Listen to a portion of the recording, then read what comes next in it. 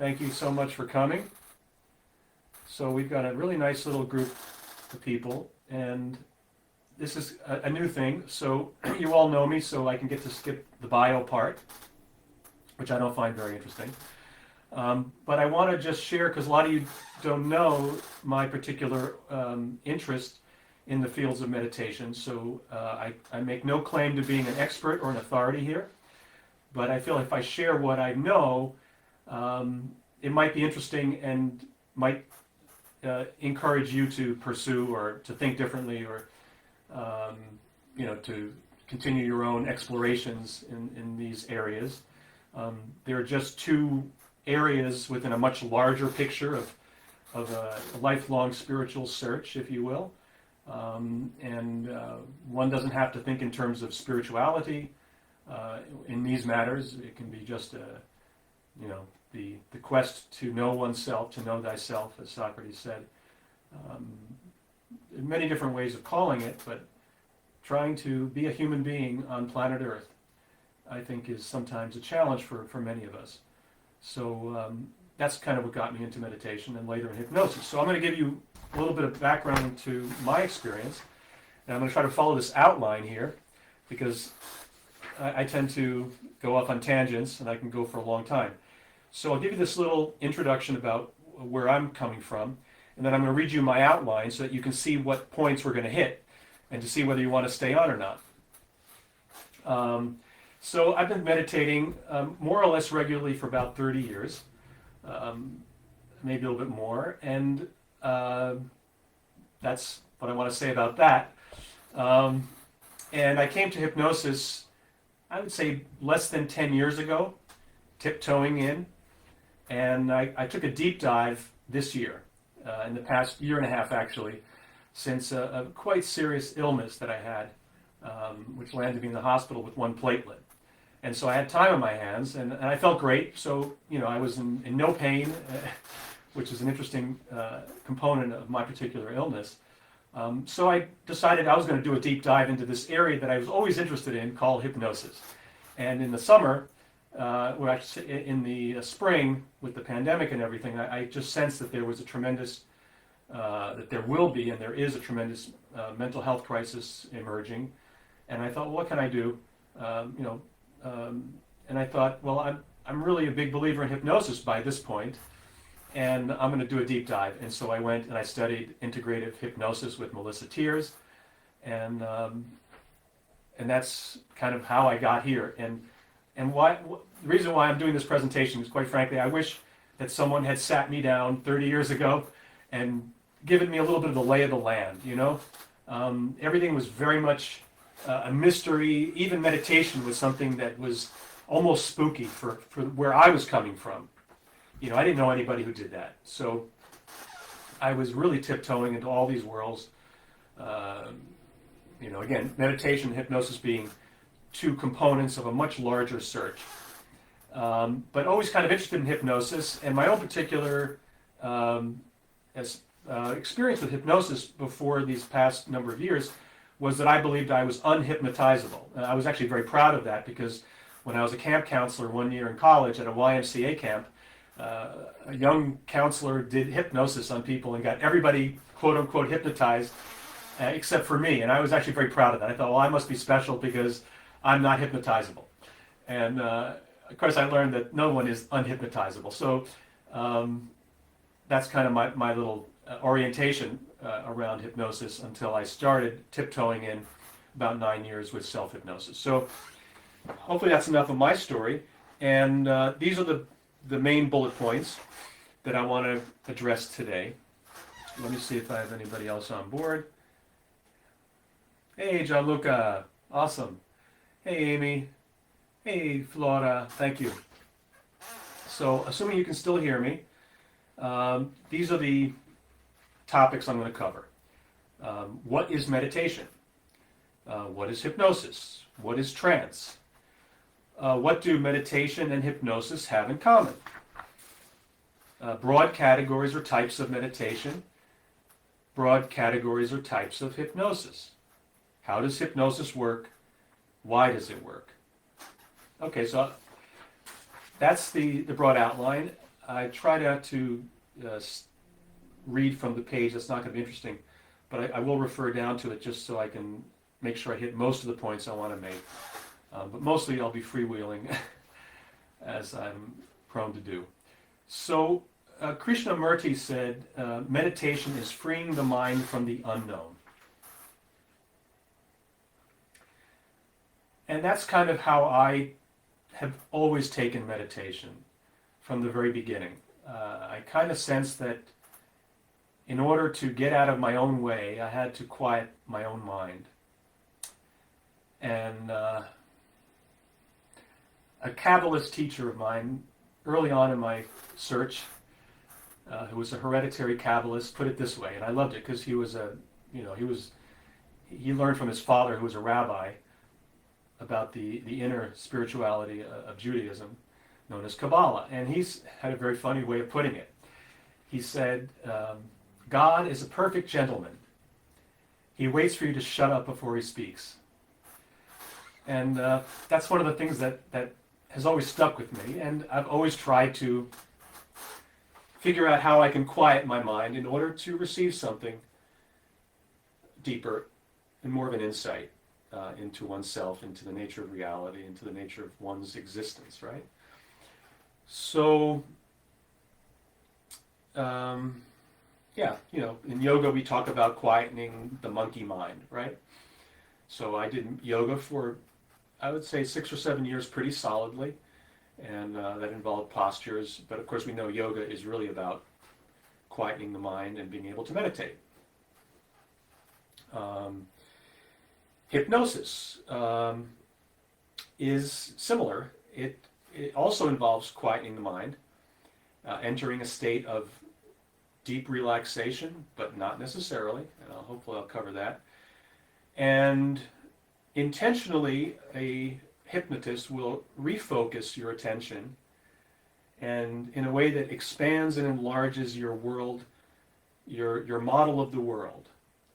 And this is a very profound idea, that the model of our world is very much something which lives in language and as a projection of our unconscious habits. And this is why we find repetitive patterns and habits are difficult to break, because it's not that we want to repeat certain issues or problems or addictions. Nobody wants that, but the unconscious learned a pattern which was useful at a time, and then it's so good, and this is what's extraordinary about the body, the unconscious is so good at what it learns that it just repeats what it learned. And so a child who learns how to deal with a trauma keeps using that strategy from early on in life for situations which are not, quite frankly, as dangerous as the original trauma that triggered that learning process. So I hope that makes some sense. And so hypnosis, has, I'm going to jump around a little bit, but hypnosis has the same quality of trying to enter a relaxed state, which involves being in rapport with a hypnotherapist or hypnotist, right? Rapport is one of the keys to any kind of therapy, healing, etc., etc. And in this social exchange, the therapist opens up a new model of the world, and we have really amazing techniques for doing that. NLP, which is neuro-linguistic programming, where we uncover the deeper structures below language, because whenever we say something like, my boss hates me, there's an awful lot of missing information in that person's model of the world. And yet, because that person actually believes this notion of my boss hates me, your entire life is affected by this false belief, potentially. And hypnosis has these incredible tools that come from the world of neuro-linguistic programming, which was founded by Richard Bandler and John Grinder. They discovered this by modeling great therapists. And Esperanza is going to put these citations in the chat there, so you can have these, these names. So hypnosis also uses something known as the Milton model, which is the opposite of neuro-linguistic programming in a certain way, which is very specific and getting more specificity. And it brings us to the world of ambiguity, which is the world of metaphor, symbolism, storytelling, imagination. And so it has all these tools and many other tools, direct suggestion, indirect suggestion. So the main difference, I hope I'm not cutting to the chase, is the way I see it. Meditation is in the world of more abstraction and the world of beingness, being present. And the world of hypnosis is being present in order to effect a specific therapeutic outcome. And I'm going to bring this conversation to this point a little bit later by going through some of the steps that I left out. So, so the question of what is trance? Because I think we all associate hypnosis as being some kind of a trance state. I think what we don't realize is how much of a trance state we are in all the time. Okay, you're driving down to go to work and you miss your exit. Or you get to work and you forgot the entire journey that you were on. And this happens, I'm sure it happens to all of us. It happens to me, and I literally missed the exit. And I'm in a great trance, I can promise you, and I'm driving the car, by the way, I'm not getting into an accident. So I am aware of where I'm going to a point. But I've now entered a different trance, which is so compelling that I literally missed the exit. And I hope this is something that people resonate with, because my point is not to frighten us too much, but to just expand the idea of what we are really doing when we are in the world, right? Neuroscience now, I think, is pretty clear that our ego is a filter which lets in very little information from the millions of bits of information that we are actually receiving through our senses, right? So trance is something that we are continually and always involved in to some extent. I'll give you a little funny example. The other day, I work selling pianos. I was in the piano store and I took a picture of 2 pianos to send to our general manager. And I said, okay, this is this piano, this is this piano. And then he came back to me after I sent the pictures. And of course, I had looked at the pianos while I was sending the pictures. I had looked at the pianos while I was sending them from my phone. And he said, no, that wasn't this piano, that was this piano. I said, no, it wasn't. And of course, I decided to go back and check. And this is what happened. The same 2 pianos that were there a week earlier were replaced by one new piano, which was the same color, the same shape, the same size. And the other piano was a Baldwin piano, and this one was a Yamaha piano.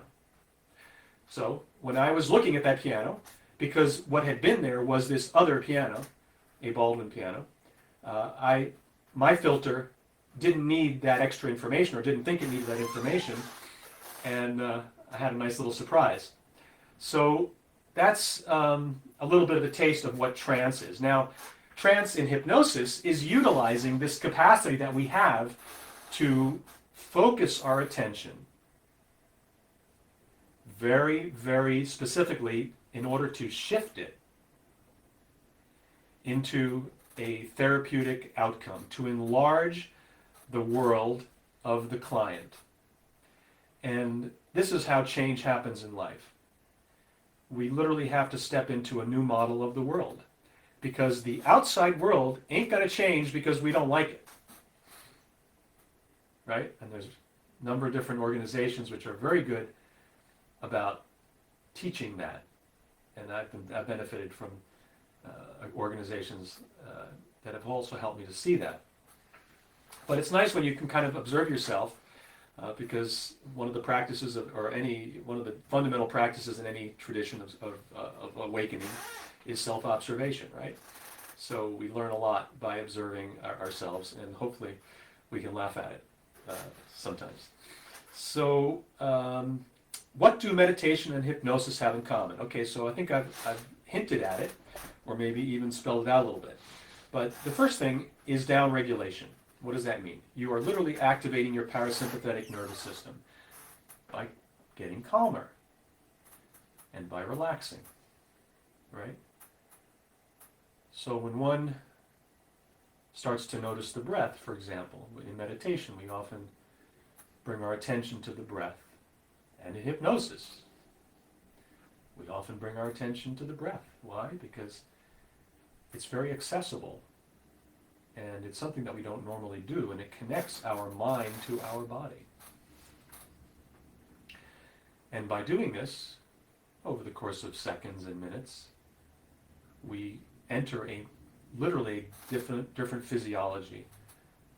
We activate what's known as the parasympathetic nervous system, the rest, digest, and I would say repair functions of the central nervous system, or aspect of the central nervous system, which is divided into the active sympathetic and the more passive rest, relax, and digest, and repair system of the parasympathetic. And there's a whole wonderful branch of science called polyvagal theory by Stephen Porges, where he talks about the vagus nerve. And it's wonderful because the science is now coming to help us with meditation and with hypnosis and with all these other states of consciousness that we would like to be able to access. Why? For many, many reasons. When we are in a relaxed state, we are not in an anxious state, at the very least.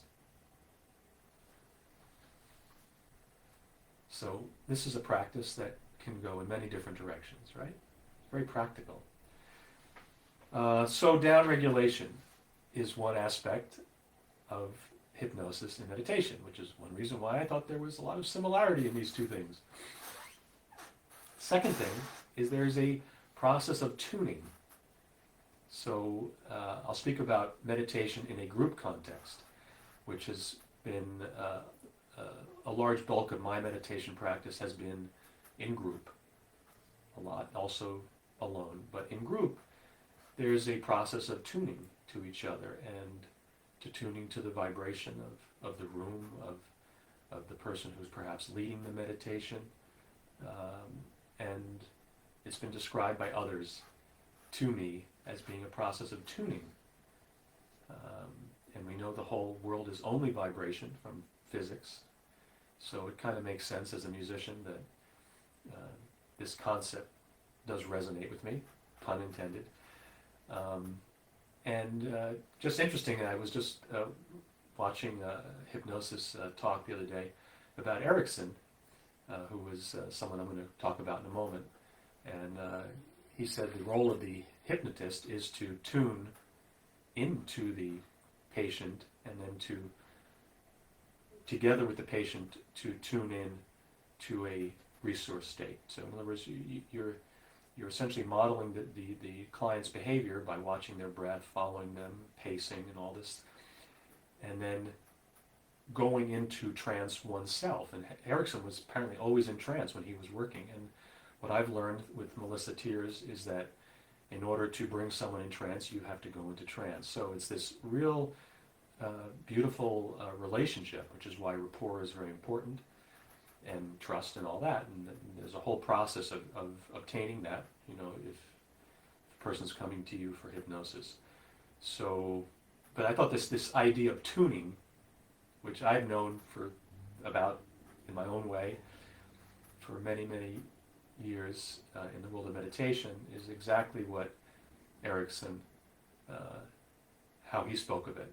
And not coincidentally, that's why I'm really taken by the Ericksonian approach to hypnosis, and why I'm studying it now and taking a class at the Milton H. Erickson Foundation. So downregulation, polyvagal theory, tuning in to each other, what could be better, what could be more helpful in the world. And the last thing, and most important, no, I don't want to say the most important, but the third thing I want to say about them is that they both assume great possibility in the unknown or the unconscious mind. Erickson was very clear. He was not putting anything in your brain. And when I'm working with hypnosis today, there's nothing that I can do to manipulate your brain. I don't have that power. No hypnotist does. But the real premise that all the healing is already there present in some latent form is the Ericksonian approach. So there's this real trust in the client's ability to access a healing experience or a change experience. Okay, and this is not woo-woo. This is now all very science-based stuff. And Erickson, by the way, was a doctor, and his extraordinary work is extremely well documented. And the healings are extraordinary. He didn't call them healings. In hypnosis, we don't have to call them that. But change is really possible. So I think that's the third really key similarity between hypnosis and meditation. In other words, there's this whole other world that we can open up to that can enlarge our present life. So, what is the unconscious mind anyway? Well, I'm not going to do a spoiler alert because I'm not going to even say it. Let's assume that there is an unconscious mind for a moment. It's a useful structure. And by the way, subconscious, unconscious, you can call them the same thing. There's no clear definition of what one is versus the other, and they're used rather interchangeably, but people tend to prefer one or the other. I was taught by Melissa to use the unconscious mind, and it's nice to have an easy choice between those two. So what is it? I'm kind of curious if anybody wants to chime in. If they have any thoughts, you can write it into the comments. All right, I'll just take a couple of relaxing breaths. And while I'm doing this, you're welcome to join me to relax a moment, becoming aware of your own body, sitting wherever you're sitting, noticing your breath, down-regulating, and noticing that there are no comments coming into the chat window. So I'm going to give you the answer, or at least an answer that works for me. It's your body. The body doesn't lie. So don't take it from me, but if you want to look more into that, you can read about Your Body is Your Subconscious Mind by Dr. Candace Pert. I think she even has a TED Talk, and I highly recommend going onto YouTube or onto TED to look into a lot of these things that I'm bringing up today, because there's a lot of stuff. She also wrote a very popular book. I think it was a New York Times bestseller. I didn't read it, but I'm very intrigued by it, called The Molecules of Emotion, The Science Behind Mind-Body Medicine. So that's Candace Pert, C-A-N-D-A-C-E P-E-R-T.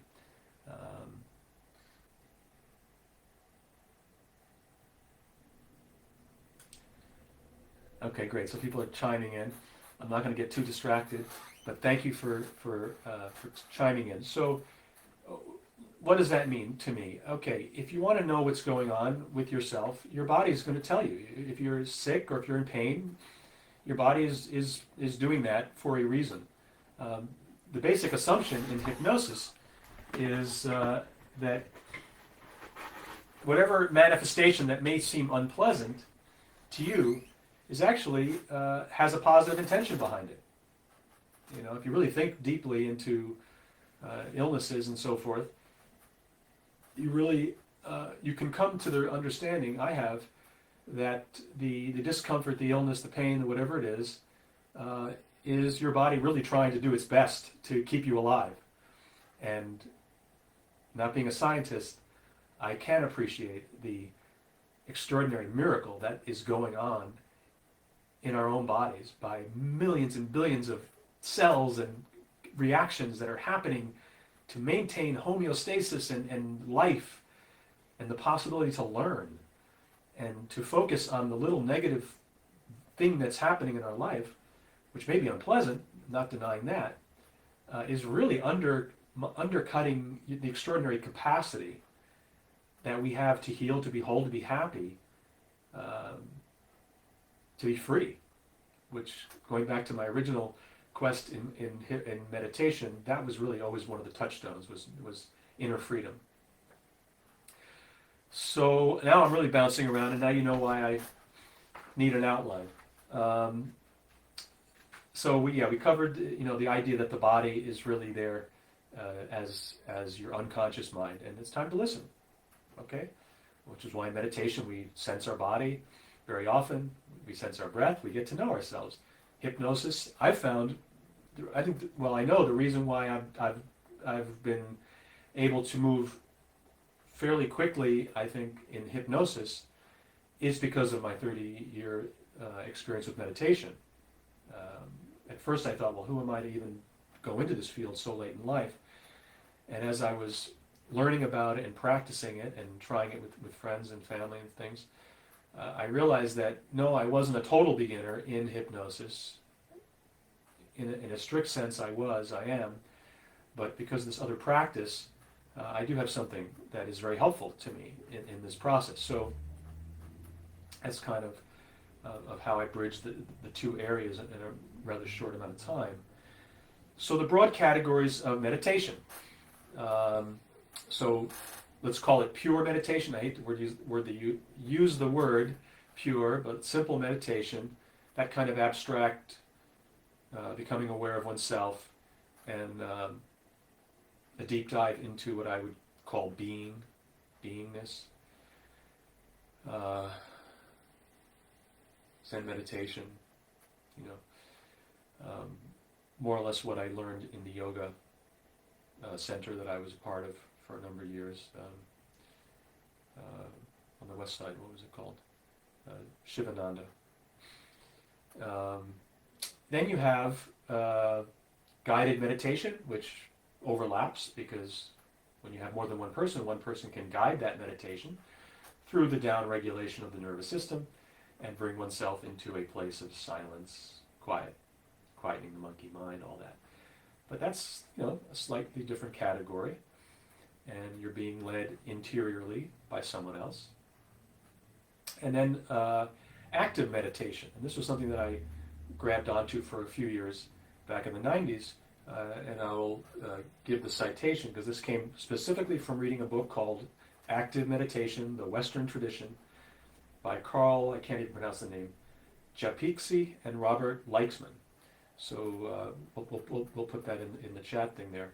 So active meditation was kind of interesting because it made sense to me that as a Westerner, this would appeal to me more. And basically it's, you still downregulate, you get quieter, relaxed, and then you activate archetypes, or you could meditate on a saint, or on Jesus, or on an archetype, or basically primordial energies, and bring these energies into your life: compassion, love, these kinds of things. So I liked it because it was practical, and it was something that I could do with my meditation. Maybe that's a corruption of what a pure meditator would say. But I did that for a couple of years, and then I went back into doing more or less traditional meditation in groups. So I wish I will do a diagram, but the way I'm looking at it, I've got this pure meditation, guided meditation, active meditation, and over here, self-hypnosis. And guided meditation, self-hypnosis, I'm not sure where the boundary is anymore. I don't think there is a boundary, except in how you apply it. So hypnosis, again, is for a specific therapeutic outcome. So you want to change. And this is how I got into hypnosis. I started listening to tapes. Well, they're not called tapes, recordings. And figured, well, it makes sense. And then I also studied a particular system of consciousness called mind powers. I didn't give that to Esperanza, but if anyone look into that, John Kehoe, Kehoe, has a whole system of mind powers, which is a kind of form of self-hypnosis. But anyway, self-hypnosis is where you basically, again, you down-regulate, you get into a calm state, and you access, through words and imagery, the qualities, the resources that you would like to embody in life. And I did that for a good number of years, and I think without that I would not have worked professionally as a Brazilian pianist and become a lead man in my own trio. I don't think I would have gone to graduate school. So it was helpful for me. And then, of course, again, I tiptoed into it, and I told you how I got into the deep dive of hypnosis. But that's really all I did for a while. And then after I did that for a while, I went back and I did my meditation practice, and I've been doing that, again, more or less on or off. But I will say that I took a few years off of pure meditation. I should say regular meditation. And I'm glad I had that perspective as well, because I want to make a point about this at the very end of this talk that I think is important. At least I think it's important. So I've got to self-hypnosis now. Let's look at it as a circle: pure meditation, guided meditation, active meditation, self-hypnosis, sort of a continuum. Then we have one-on-one meditation, one-on-one hypnosis rather, which is what I was already sharing. It's a social interaction with another individual who is utilizing my languaging and my nonverbal cues to come into my world in order to bring me to the world that might be more interesting, exciting, expansive, whatever it is that I'm trying to achieve in my life, right? So that's traditional hypnosis, let's call it, one-on-one hypnosis. And then continuing on this journey, on this arc, on this circle, we get to Ericksonian hypnosis, which is where my interest is obviously there. You can tell because I'm smiling. And it really is very much an extension, a continuation of this powerful idea that the individual, the client, the patient has all the resources, and your job as the hypnotist is to help that individual find those resources, to find a new model of the world through language, through metaphor, through storytelling, not by giving anything that individual doesn't already have. The basic belief is that everybody has everything they really need, all of the real values that you need to be happy and healthy in life, you learned as a kid. What does it mean to be fair, to be generous?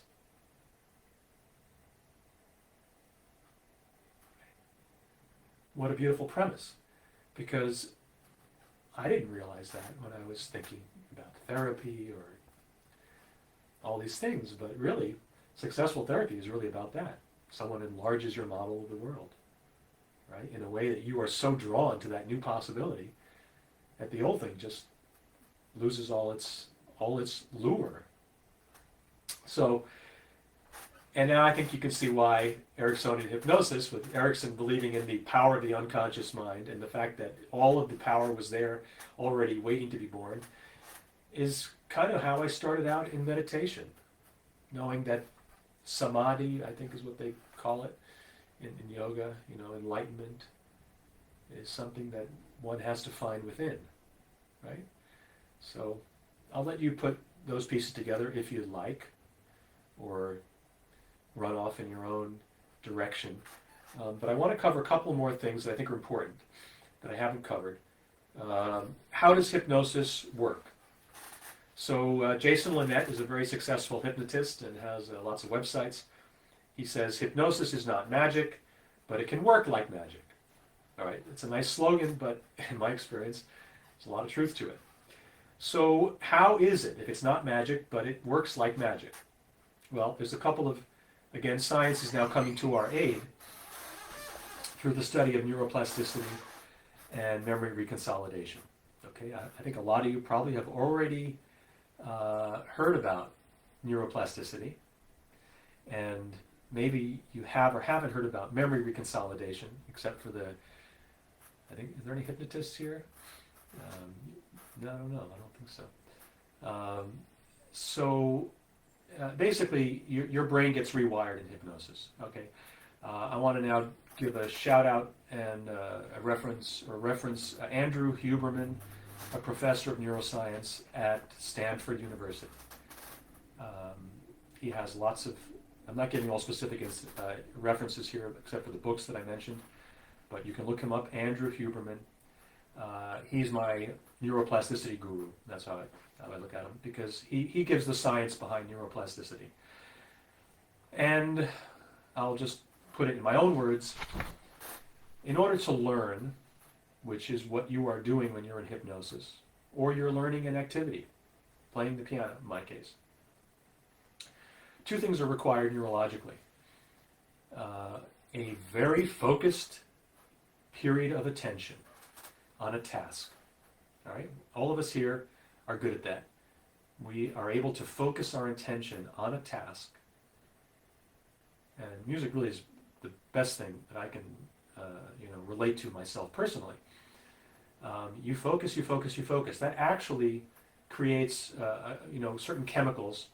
I think it's adrenaline, or epinephrine, and dopamine.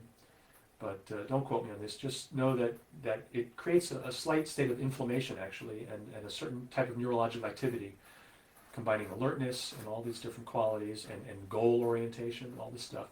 And this chemical cocktail, which happens when we are focused on something, really absorbed in learning something,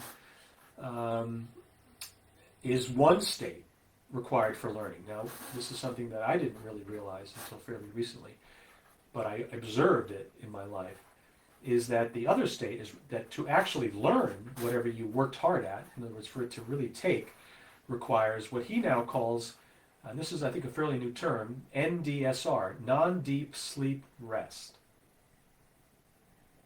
So again, if you want to dive into the neuroscience of all this, you can watch Andrew Huberman's Instagram account and YouTube videos. He now has a whole podcast, and he keeps repeating the same things in different ways. But it really, really sheds a light on meditation and in particular hypnosis, because hypnosis is a powerful learning state where those two states are combined.